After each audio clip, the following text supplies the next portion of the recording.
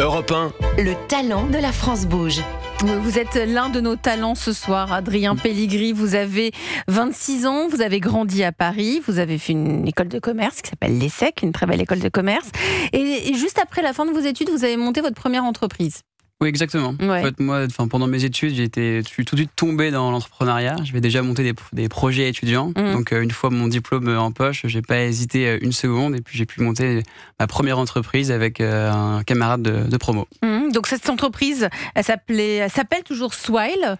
Elle s'appelait J'ai monté une entreprise que j'ai revendue à Swile, mais je ne suis pas le fondateur de Swile. D'accord, donc vous l'avez revendue à Swile, vous y avez travaillé un petit peu. Ensuite, vous avez tout de suite voulu remonter une autre boîte. Exactement. Oui, c'est ça l'entrepreneuriat. En fait, moi, lors de ma première entreprise, c'était une aventure entrepreneuriale un petit peu courte. Elle a duré que 11 mois. Donc, on a pu... Vous l'avez revendue au bout de 11 mois. Exactement. C'est fort, ça. Donc, on est très contents, mais en même temps, on a pu avoir cette frustration d'avoir écrit uniquement le premier chapitre. Et donc, ensuite, lors de mon passage chez Swile, j'ai énormément appris. Swile, licorne française, je tiens à le préciser. Voilà, exactement. Et puis ensuite, on a voulu tout simplement se relancer dans une nouvelle aventure pour essayer de faire tout le rodéo en entier, pas uniquement le premier chapitre. On n'avait pas recruté ou quoi que ce soit. Et donc, c'est pour ça qu'on n'a pas hésité une seconde et on s'est relancé sur un nouveau défi. Donc, un nouveau défi. Pourquoi êtes-vous allé vers l'immobilier ? Vous n'y connaissiez rien, c'est ce que vous avez dit aux équipes de la France Bouge. Pourquoi être allé vers l'immobilier, Adrien Pelligri ? Très concrètement, c'est vrai que moi, je viens pas du monde de l'immobilier. De base, j'ai pas une connaissance accrue de ce secteur-là. Mais quand on se replonge en septembre 2022, c'était le moment justement où les taux d'intérêt avaient commencé à augmenter. Et donc, on commençait déjà à parler un petit peu de la perte du pouvoir d'achat immobilier. Et notamment pour les primo-accédants, pour les jeunes. Notamment pour les primo-accédants. Et une autre tendance de marché qu'on a observée, c'est qu'il y a on a énormément d'acquéreurs, de particuliers qui sont peu adressés par les banques. À la fois, effectivement, les jeunes actifs qui, par définition, peu importe leur niveau de revenu, s'ils n'ont pas la chance d'avoir un apport familial, ils n'ont pas d'apport, donc ils ne peuvent pas emprunter. Et puis également, l'autre tendance de fond qu'on a observée, c'est tout simplement ceux qui sont indépendants, que ce soit des chefs d'entreprise, indépendants, auto-entrepreneurs, freelance, intérimaires, etc. En fait, peu importe leur niveau de revenu, vu qu'ils ne rentrent pas dans la caste du CDI, ils sont également peu adressés par les banques. Et donc, c'est ce qui nous a mis un petit peu la puce à l'oreille. Il a dit la caste du CDI. Je me sens un peu visé, là. Non, mais c'est vrai que c'est une vraie tendance de fond qui se dégage. Et donc, c'est pour ça qu'on s'est dit qu'on pouvait innover et puis créer une nouvelle solution de financement dans le résidentiel. Et donc, vous avez trouvé une solution, vous avez une réponse. C'est pour ça que vous êtes ce soir dans La France Bouge sur Europe 1. Vous permettez à un ménage ou à un jeune étudiant ou un jeune actif de devenir propriétaire. Comment ? Eh bien, la réponse, c'est Estia. On va vous laisser pitcher, j'espère, 1 minute cette fois-ci. Allez, on vous écoute, c'est à vous. Alors, Estia, c'est une solution de financement pour aider les acquéreurs à devenir propriétaires de leur logement. Donc, le fonctionnement, il est assez simple. Un acquéreur va sélectionner un logement sur le marché, donc potentiellement sur PAP. Estia, ensuite, en fait l'acquisition. Et pendant la période d'occupation, l'acquéreur ne va pas nous verser un loyer, il va en fait nous verser une épargne mensuelle pour l'aider à se resolvabiliser et à se constituer un apport. Et nous, on va agir comme un courtier pour accompagner cet acquéreur pour qu'il puisse obtenir un crédit dans les 18 mois et nous racheter le logement à un prix qu'on a fixé à l'avance. Voilà. Moins d'1 minute. Ce soir, ils sont très forts, ils sont rapides. Tac, tac, c'est fini. Moins d'1 minute. On fait le pitch. On pourrait faire de la radio. Hein. Ouais, très jolie voix. Merci de vous être prêté à cet exercice du pitch pour Estia. Donc, si j'ai bien compris, moi, je compare ça à une voiture. C'est un peu du LOA, du leasing. C'est comme pour les voitures. C'est inspiré effectivement de ce qu'on connaît très bien, du leasing automobile. Location longue durée. Exactement. Où il y a une voiture sur 2 qui est achetée en leasing. Donc, on s'inspire du modèle. Il y a quand même beaucoup de différences, mais philosophiquement, c'est cette thématique d'accession progressive. Mais il peut y avoir des échecs quand même. C'est-à-dire que le type, par exemple, il ne peut pas acheter à la fin le logement. Comment vous faites ? Mais effectivement, il y a plusieurs options. C'est que l'acquéreur peut soit ne pas être en capacité de racheter le logement, soit ne pas avoir la volonté de racheter le logement. Dans ce cas-là, qu'est-ce qui se passe ? Nous, on garde les loyers, c'est-à-dire que l'épargne, l'apport... Ce qu'il a versé. Exactement, ce qu'il a versé, finalement, nous, on va le garder. Donc, c'est comme si l'acquéreur avait versé un loyer. Et ensuite, nous, en tant qu'entreprise, on reste propriétaire du bien. Donc, on le remet en vente sur le marché. Parce que comment vous faites ? Vous avez de la levée de fonds pour fonctionner sinon ? Parce que sinon, il faut un roulement qui est assez phénoménal quand même. Exactement, pour que le modèle puisse fonctionner. Nous, en fait, on travaille avec des partenaires financiers, donc des family office, des fonds immobiliers qui ont beaucoup de capitaux. Et nous, justement, on a pour rôle, pour mission, de déployer leur capital et pouvoir opérer notre modèle. Vous avez déjà eu beaucoup de clients en 2 ans ? En fait, aujourd'hui, on a effectué une quinzaine d'opérations un petit peu partout en France. Et vous vous rémunérez sur la revente du logement ? Alors, exactement. Et nous, en parallèle, là, avec le contexte assez fort, on a eu environ 9000 personnes qui sont en liste d'attente aujourd'hui pour bénéficier de nos services. Donc ça devient une solution. Ça y est, ça devient une solution. Corinne Joly, vous êtes la présidente de PAP, particulier à particulier. Quel regard portez-vous sur Estia ? Vous en pensez quoi ? Je pense que c'est complètement d'actualité. Ça répond à tout ce qu'on a évoqué tout à l'heure sur les difficultés de financement des jeunes. Donc ça permet une solution à ceux, comme vous dites, qui sont solvables et qui sont pourtant exclus des conditions d'accès au crédit. Parce que c'est vrai qu'on a beaucoup parlé des taux, mais l'autre raison de la crise, ce sont les conditions d'accès. C'est-à-dire que c'est pas juste que les taux sont élevés, c'est que les banques demandent des conditions de stabilité, donc le CDI, le fameux. Oui, mais il y a le gouvernement en ce moment qui incite les banques à proposer des nouveaux dispositifs de financement. Mais ça peine à convaincre. Non, mais pardon, mais le ministre Béchu est allé voir les banques justement ces dernières heures pour leur dire il faudrait débloquer la demande et créer de l'offre. Voilà, il faudrait imaginer par exemple le prêt in fine. Alors le prêt in fine est encore une solution, c'est-à-dire que en fait vous empruntez 80% de la somme que coûte le bien, et puis les 20% restants, vous les remboursez à la fin, c'est-à-dire ou bien dans 20 ans quand le prêt s'arrête et qu'il faut rembourser ce qui manque, ou bien alors quand vous revendez au bout de 7 ans, 8 ans, etc. C'est des prêts hypothécaires, quoi. Bon, voilà, alors ça ressemble... mais ça ressemble un peu à ça. Moi, je vais vous dire, si vous n'avez pas d'épargne, vous ne pouvez pas le faire en vrai. Si vous n'avez pas d'épargne. Si vous travaillez parce que après... les 20%, oui, mais on ne sait pas. Vous gagnez bien votre vie. Oui, mais dans 10 ans, vous savez quel sera l'état du marché, vous ? Dans 20 ans, vous savez quel sera l'état du marché ? Ben voilà. Donc, on ne sait pas. Et je pense qu'on prend un risque avec ce prêt in fine en réalité. Donc, attention. Attention et le crédit hypothécaire, c'est une vieille méthode qui fonctionne pourtant, Corinne Joly.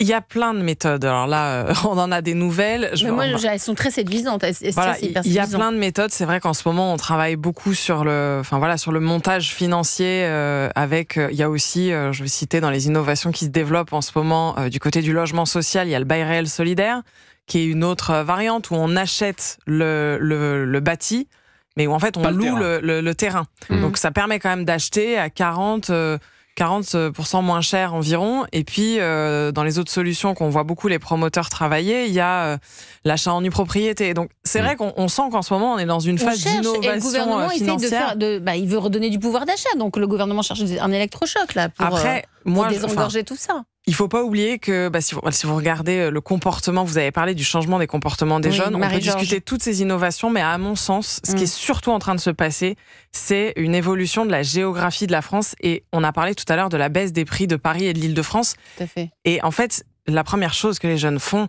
c'est qu'ils sont en train de chercher ailleurs parce qu'ils ne peuvent plus rentrer sur ce marché-là. L'Île-de-France, c'est un marché qui a toujours fonctionné à cause des opportunités économiques qu'il apporte. Et ça n'a pas du tout bougé. La crise sanitaire n'a rien changé au fait que les entreprises sont beaucoup en Île-de-France, notamment les sièges sociaux. Mais nous, on voit de plus en plus dans la France Bouge des entreprises qui sont ailleurs, là, qui commencent à partir, qui déménagent parce que les entreprises en Île-de-France vont avoir de plus en plus de problèmes à recruter parce que les jeunes n'ont pas de logement et que les jeunes veulent aujourd'hui, de moins en moins de gens sont prêts à sacrifier leur qualité de vie pour des opportunités professionnelles. Aujourd'hui, aujourd'hui, on voit, l'attractivité de l'Île-de-France est quand même, alors elle reste élevée, il faut toujours relativiser, elle reste élevée parce que ça reste très dynamique économiquement, mais elle est quand même en train de baisser, ce qui explique la baisse de prix. La baisse de prix à Paris n'a pas démarré avec la hausse des taux de crédit. Elle a démarré au lendemain du Covid. Nous, au lendemain du Covid, on a vu une baisse des recherches à Paris. Et depuis, Paris n'a pas retrouvé son niveau, son niveau pré-Covid. Alors ils vont où les jeunes ? Ils veulent aller où ? Dans le sud-ouest ? Il y a pas mal d'options, il y a pas mal d'hésitations. Il y a eu toute la phase où on s'est dit on va aller dans une maison dans le 77, etc. Il y a eu cette phase-là. La phase maison, elle est un peu finie. Beaucoup de gens se sont rendus compte qu'ils n'avaient pas du tout envie de tondre la pelouse. Un bout de jardin et un bureau. Voilà, mais finalement, on n'a pas envie de l'entretenir, ce jardin, et puis une maison en hiver. Si vous me voyez sur mon tracteur tondeuse. Oui, je sais. Il y a toujours, mais on est revenu exactement au taux pré-Covid sur la question des maisons et des appartements. Ce qui signifie qu'il y a des gens qui sont faits pour la maison. La campagne à 45 minutes de Paris, c'est terminé. Donc ils vont où les jeunes ? Ils vont où ? Dans le sud-ouest, ils vont à Bordeaux. En ce moment, c'est quand même beaucoup les destinations touristiques. Donc c'est beaucoup le littoral. les villes moyennes du littoral. Il y a quand même une sensibilité au service, c'est-à-dire qu'il y a eu un autre écueil après le Covid qui était de partir vraiment à la campagne et puis tout d'un coup, quand les écoles ont réouvert et qu'on s'est rendu compte que fallait prendre la voiture pour amener les enfants à l'école et qu'il n'y avait pas de centre aéré, pareil, on a un peu déchanté. Donc aujourd'hui, c'est une échelle ville moyenne avec l'idée qu'il doit y avoir quand même un minimum d'infrastructures et de services. Nantes, Angers. Alors, Rennes, Nantes, on est déjà dans une Brest, métropole, mais voilà, La Rochelle, ça a énormément la côte. La Rochelle, Chartres. le littoral. Il y a des villes, effectivement, Angers, vous l'avez cité, ils s'en sortent bien. Donc, ce ne sont pas toutes les villes moyennes, ce sont celles qui ont quand même aussi une petite vocation touristique. Et où il y a une accessibilité. Et on où il y est a obligé une de prendre une voiture, accessibilité, pour prendre le exactement. train et faire les allers-retours. Et où il y a potentiellement aussi de l'activité économique, c'est-à-dire ce qu'on a constaté Marie-Georges. pendant le Covid et post-Covid, c'est qu'il y a un phénomène de je change de ville, je vais en province tout en gardant mon travail à Paris et en télétravaillant. Il y a aussi un phénomène qu'on voit, c'est maintenant je laisse mon travail à Paris et je trouve aussi un travail sur place.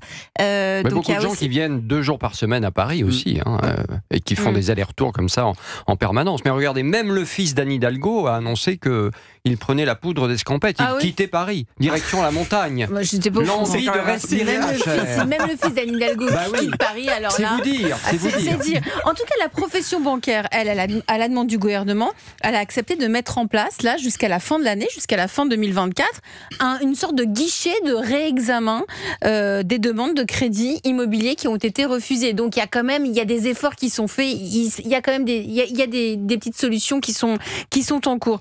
Marie-Georges, vous êtes avec nous ce soir parce que vous êtes aussi la coach. Vous allez accompagner et donner des conseils à Adrien Pellegri qui a cofondé Estia. Justement, Adrien, on parlait des primo-accédants qui ont un peu ras-le-bol de Paris. Est-ce que vous avez des demandes justement qui sortent de Paris, est-ce que ça corrobore les propos de Corinne Joly, la patronne de PAP? Oui, tout à fait. Elles sont où ces demandes? Nous, on a des demandes honnêtement un petit peu partout en France. Ça reste dans les grandes villes majoritairement, que ce soit Marseille, Bordeaux ou Lyon en l'occurrence. Mais pas forcément Paris. Pas forcément Paris, Pas effectivement. nécessairement. Vous avez besoin de financer le maximum de projets parce que vous nous l'avez dit, Adrien, 9000 acquéreurs en liste d'attente. Pour y répondre, nous avons Marie-Georges ce soir avec nous qui a étudié le sujet. Europe 1, la France bouge. Elisabeth Assayag. Évidemment qu'elle bouge, cette France. Vous êtes bien sur Europe 1. Nous sommes ensemble jusqu'à 21h ce soir. On parle immobilier, on parle achat de biens immobiliers, on parle de difficultés d'accéder à ce fameux crédit immobilier et donc à la propriété. Notamment, depuis quelques mois, le sujet se pose sur les primo-accédants, sur ces nouveaux futurs potentiels propriétaires. Heureusement, il y a des solutions. On en parle depuis le début de l'émission avec Corinne Joly, présidente de PAP, particulier, une entreprise 100% familiale qui a bientôt 50 ans, dont le siège est dans les Hauts-de-Seine, hein, c'est ça? Non, Paris 5e. Paris 5e. Et on a aussi, on est en train d'ouvrir des boutiques dans plusieurs villes. Là, on a ouvert à Lille, à Toulouse, à Marseille et à Nice. Agence immobilière? Non, des boutiques. Attention, on ne dit pas des agences immobilières. Ça reste du PAP. On achète quoi? En fait, ça nous permet de rencontrer les particuliers et de les conseiller, tous acheteurs, vendeurs, locataires. Et on a ouvert, on fait un lien avec le site comme ça. Donc il y a des personnes qui viennent sur notre site. C'est bien. Vous mettez l'humain dans le numérique. Tout à fait. C'est très on a encore malin. besoin d'humain là. Figital. Digital. Mix entre du physique et du digital. Vous venez d'entendre la délicieuse voix de Christophe Bordet, rédacteur en chef Europe 1, spécialiste de l'immobilier.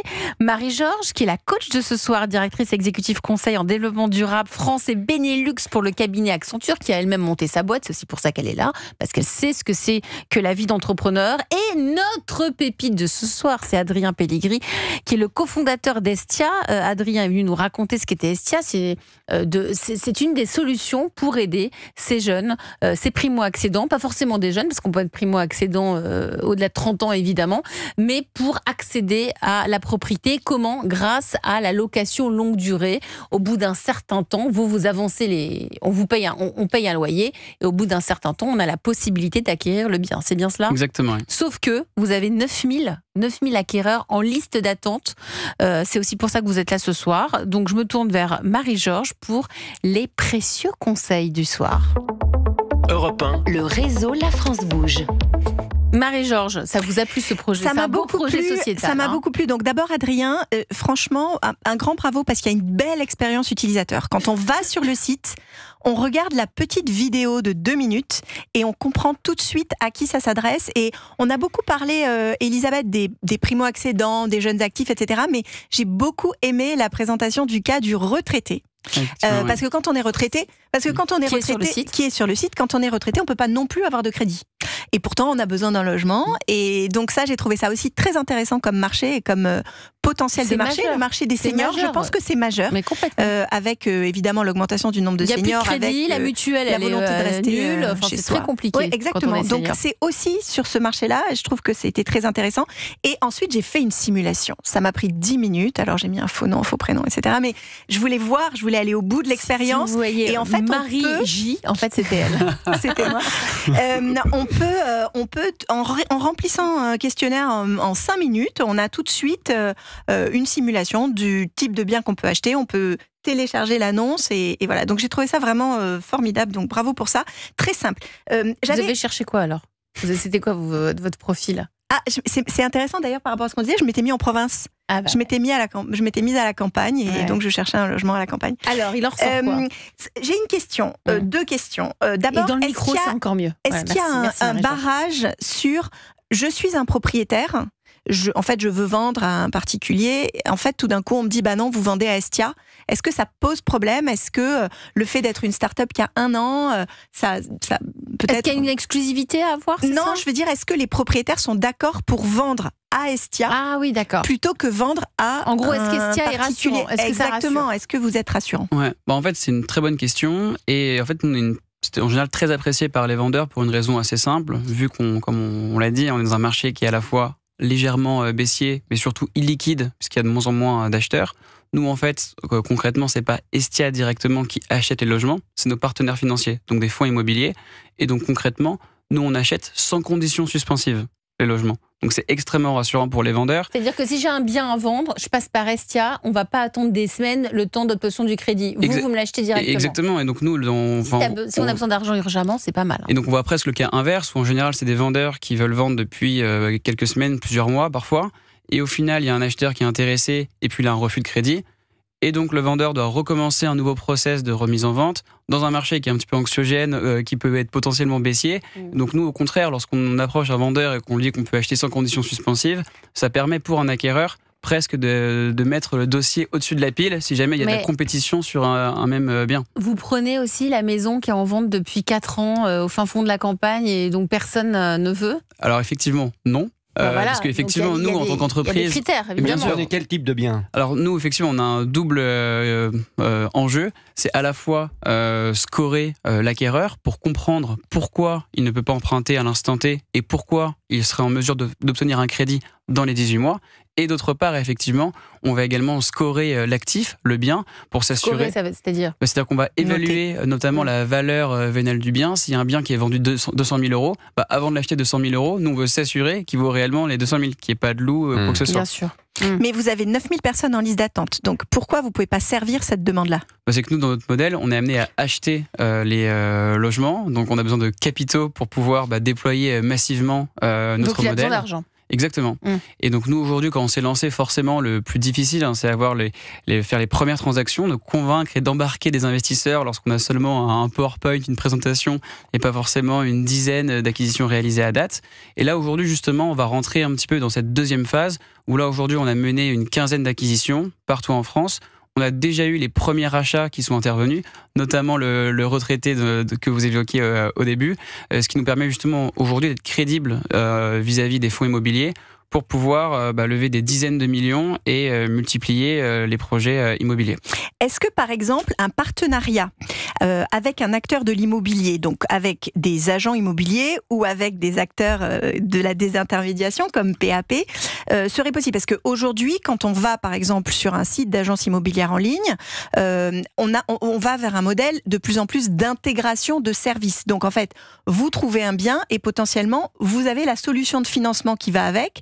Et on a des partenariats entre les grandes agences immobilières et les acteurs bancaires, où en fait, d'une certaine manière, ce qu'on veut fournir aux clients, à l'acheteur potentiel, c'est une expérience de bout en bout sans avoir 12 interlocuteurs différents. Donc, est-ce qu'un partenariat où vous seriez intégré, vous, comme solution au sein du site Exactement, au sein du site, pour un peu maximiser, parce que comme si quand vous on a des simulations de crédit directement quand on cherche un bien. Exactement. Exactement, on pense que ça fait énormément de sens pour l'utilisateur et pour nous également, parce que forcément, lorsqu'il y a un acheteur et un vendeur qui veulent transacter, mais que finalement la transaction n'aboutit pas, tout le monde est perdant dans l'histoire, à la fois l'acheteur, le vendeur, potentiellement l'agent immobilier, le courtier, le notaire. Et donc nous, justement, on veut incarner la solution de financement qui fait en sorte que la transaction puisse aboutir.